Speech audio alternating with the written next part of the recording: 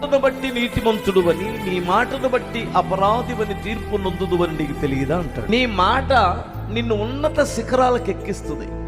నీ మాట నిన్ను అధోపాతాళానికి త్రొక్కేసింది. నువ్వు మాట్లాడుతున్న మాట 10 మందిలో నీకు విలువని పెంచింది. నువ్వు మాట్లాడుతున్న మాటలే 10 మందిలో నీ విలువని తీస్తుంది. నీ మాట నీకు ఆర్థిక సహాయాన్ని వృద్ధి పొందించుకునే ఆశ్చర్యకరమైనటువంటి సహాయం ఇప్పించింది నీ మాట. నలుగురు నీకు సహాయం చేస్తారు. ఉద్యోగం కావాలంటే ఉద్యోగం ఇప్పిస్తారు నీ మాటను బట్టి. వ్యాపారం డెవలప్ చేసుకోవాలంటే నీ మాట చాలా ఉపయోగపడుతుంది.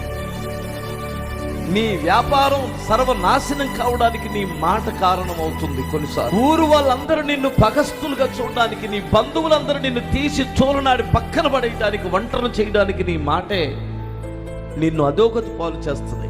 నోరుంది కదా అని ఇష్టం వచ్చినట్లు వాగినటువంటి వాళ్ళు చాలా మంది నాశనం అయిపోయారు. భక్తిహీనులు ఎదుట నేనున్నప్పుడు నా నోటికి చెక్కం పెట్టుకొని ఉంటానన్నాడు.